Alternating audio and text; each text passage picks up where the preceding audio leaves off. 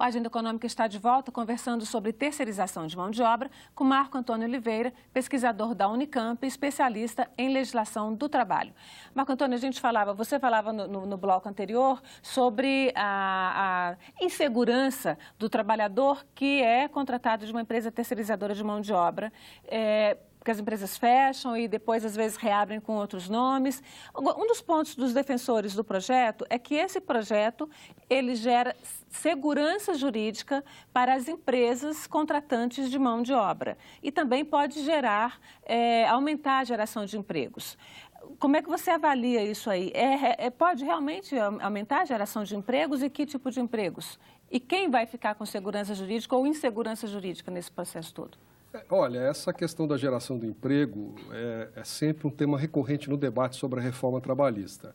Na verdade, nenhuma legislação trabalhista é capaz de, por si só, gerar emprego. O que gera emprego é crescimento econômico, é retomada do investimento, retomada do crédito, é você ter índices expressivos de aumento do PIB que se traduzem em retomada do emprego e aumento da renda por parte dos trabalhadores. Então, essa legislação eventualmente pode favorecer um ambiente para a retomada do crescimento, mas ela por si só não tem esse potencial.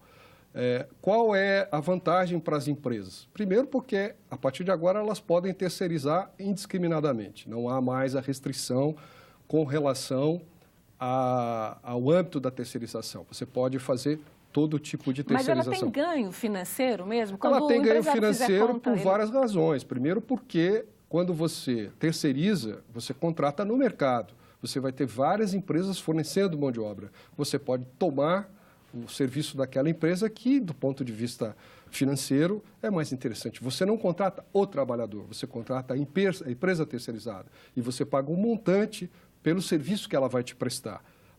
Mas a qualidade do serviço? Por exemplo, se um hospital vai poder contratar o médico que a empresa terceirizadora vai lhe fornecer e ela vai contratar mais barato, como é que vai ficar a qualidade desse atendimento? A questão da contratação propriamente dita dos trabalhadores ainda é cercada de insegurança jurídica. Por quê?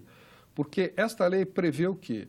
Que é possível contratar em todas as atividades determinadas e específicas, mas ela não delimita com clareza o que é determinado e o que é específico.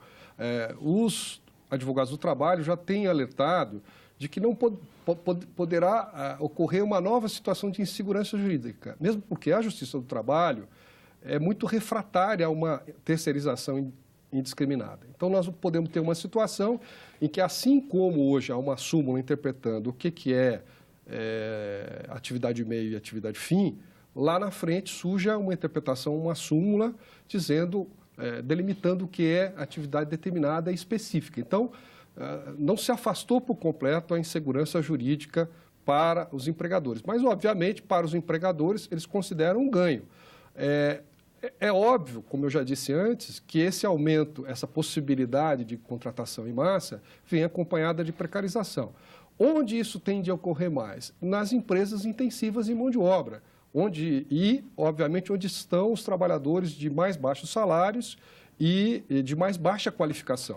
Não creio que empresas com alto grau de especialização vão abrir mão dos seus quadros permanentes em nome de ganhos marginais com relação à remuneração. Agora, é inegável que as empresas buscam por razões estritamente de custo. É uma forma de reduzir o custo. Tem um estudo, alguma coisa, você conhece alguma coisa que indique quanto por cento pode ter a redução de custo? Porque tem uma outra coisa que eu queria puxar, que é a famosa pejotização, que é a empresa contratar um trabalhador especializado. Isso é muito comum nos veículos de comunicação, os jornalistas de salários mais altos são contratados como pessoa jurídica. Então, ele é uma empresa, né? E, às vezes, até o que se chama de quarteirização, né? Assim, ele subcontrata outros profissionais. Isso aumenta muito? Olha, para se ter uma ideia do ganho das empresas, os trabalhadores que atuam, os terceirizados hoje, eles ganham normalmente 24%, 25% a menos do que os trabalhadores por prazo determinado. Então, já há uma redução, certo? E a outra característica é que eles tendem a trabalhar, em média, 3 horas a mais do que os trabalhadores do quadro permanente da empresa. Então, é disso que se está falando, ou seja, eu vou reduzir parcialmente os meus custos. É aí o ganho. É o ganho, aí que está o ganho básico da empresa. E, obviamente, quando você consagra o princípio da responsabilidade subsidiária, você afasta o risco de a empresa vir a responder, a não ser em casos extremos, né? Mesmo assim, ela pode jogar com a possibilidade da prescrição daquela causa. Então, para as empresas, tem, evidentemente, um ganho econômico traduzido em redução do custo do trabalho. Outro fato importante a chamar a atenção para o lado do trabalhador é que as incidências de problemas de saúde ocupacional e acidente de trabalho é bem maior entre trabalhadores terceirizados, e isso está associado muito ao problema da própria qualificação desses trabalhadores, da própria capacitação para o trabalho. E excesso de jornada também? O risco de aumento de jornada, enfim, toda essa situação. Tá. Como é que a gente fica? Então, a gente está reduzindo, entre o empresariado ou os industriais reclamam muito, é mais barato você produzir e fabricar na China. A gente tem o caso de várias indústrias, por exemplo, no Rio Grande do Sul, que trabalhavam com aço, que estão hoje produzindo na China. É mais barato produzir na China do que, e trazer de lá, transportar, do que produzir no Brasil. A gente está competindo com a China, rebaixando ao padrão China de trabalho que é considerado muitas vezes na OIT de trabalho semi-escravo? Na verdade, nós estamos vivendo um paradoxo. A China, atualmente, ela está tendendo a elevar os seus níveis de remuneração e de direitos trabalhistas, porque ela está saindo de uma fase de produção em massa, de cópias, ou mesmo de produção, para elevar o nível de produtividade das suas empresas. Isso implica padrões de qualificação da mão de obra e de remuneração mais elevados. Então, a China está vivendo uma tendência talvez oposta. E nós estamos buscando competir com esses produtos. O problema qual é? É que a hora que você reduz dessa maneira o custo do trabalho e a remuneração do trabalhador, você pode até ganhar em termos de competitividade, tá? Mas há um custo social muito alto. Ou seja, você está rebaixando um padrão de remuneração salarial que já é baixo. Você está elevando a rotatividade que já é alta. Você está criando emprego aqui e ali, mas há um custo muito grande de precarização das relações de trabalho. Tá. Vamos falar de uma coisa que aconteceu nessa semana, agora no dia 30, que foi a decisão do Supremo Tribunal Federal de que a União, como contratante de empresas terceirizadas, não é responsável solidária pelos direitos trabalhistas dessas pessoas que foram contratadas. Tem um material do STF que fala em 50 mil ações judiciais que estariam paradas hoje na Justiça do Trabalho, esperando essa decisão do STF, e ela foi decidida pelo ministro Alexandre de Moraes, foi praticamente o primeiro julgamento dele. Como é que fica essa questão? O que é que significa isso? Então, esses 50 mil ações que estão lá, eles perderam a causa? Não é que eles perderam a causa. Esses trabalhadores, a rigor, só podem acionar a empresa, a sua empresa, a empresa que o contratou, a prestadora de serviço, certo? O poder público, no caso, que foi o contratante, não tem responsabilidade direta sobre esses contratos. Então, prevalece o princípio da responsabilidade subsidiária, que é justamente o princípio que está na lei. É disso que nós estamos falando.